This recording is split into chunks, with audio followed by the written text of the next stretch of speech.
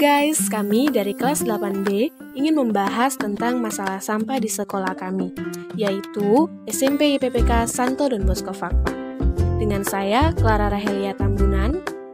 Saya Elisia Auriel Hehakaya. Saya Theodoron Yakobus Brentanamal. Saya Danira Sinaga. Saya Elvira Malaysia.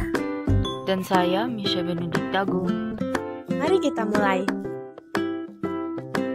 Nah teman-teman, apakah kalian tahu apa itu sampah? Sampah adalah kegiatan sehari-hari manusia atau proses alam yang berbentuk padat. Sampah dibedakan menjadi 3 jenis berdasarkan sifat, bentuk atau wujud, dan sumbernya. Berdasarkan sifatnya, sampah dibedakan menjadi 3 jenis, yaitu sampah organik, sampah anorganik, dan sampah B3.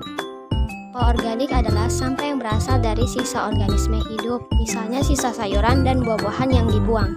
Sedangkan sampah anorganik adalah sampah yang bukan berasal dari organisme hidup dan merupakan hasil campuran tangan manusia. Contohnya limbah botol plastik, kardus plastik, pembungkus makanan, dan sebagainya. Sampah B3 adalah sisa sampah yang mengandung bahan-bahan yang berbahaya. Contohnya sisa printer, tumpahan minyak goreng, air deterjen, dan sebagainya.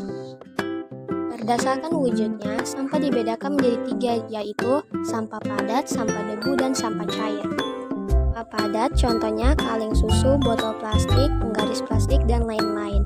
Sampah cair contohnya air sisa deterjen, sisa susu, dan lain sebagainya. Sampah debu contohnya debu ruangan, sisa bakaran kertas, dan lain-lain. Berdasarkan sumbernya, sampah dibedakan menjadi 4, yaitu sampah alam, sampah manusia, sampah konsumsi, dan sampah industri. Sampah alam yaitu sampah yang berasal dari alam dan mengalami proses daur ulang secara alami. Contohnya adalah daun ranting pohon dan sebagainya. Sampah manusia adalah sisa-sisa pencernaan manusia seperti feses dan urin. Sampah konsumsi merupakan sampah yang berasal dari pemanfaatan atau kegiatan konsumsi yang dilakukan manusia.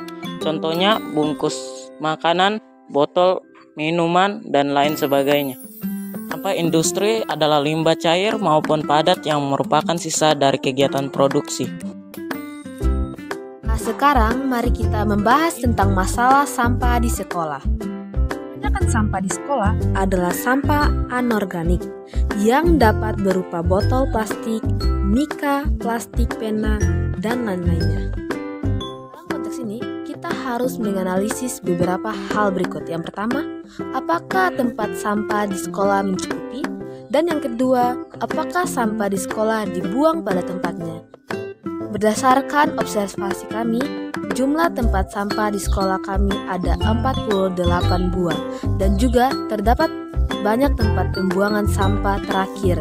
Jumlah tempat sampah tersebut menunjukkan bahwa tempat sampah di sekolah kami sangat mencukupi, tetapi banyak siswa-siswi masih membuang sampah sembarangan.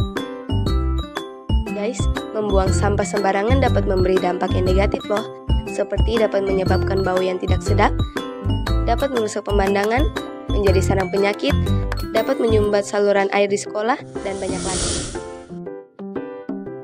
Kegiatan-kegiatan yang dapat kita lakukan untuk mengurangi sampah di sekolah adalah mengurangi penggunaan plastik di sekolah, membawa botol air dan bekal ke sekolah, menerapkan sistem 3R yaitu reuse, reduce, recycle, dan banyak lagi. Kita dapat mengingatkan teman-teman kita agar tidak membuang sampah sembarangan di sekolah. Oke, selesai. Terima kasih telah menonton video kami. Sampai jumpa di lain waktu. Bye. Oke, selesai.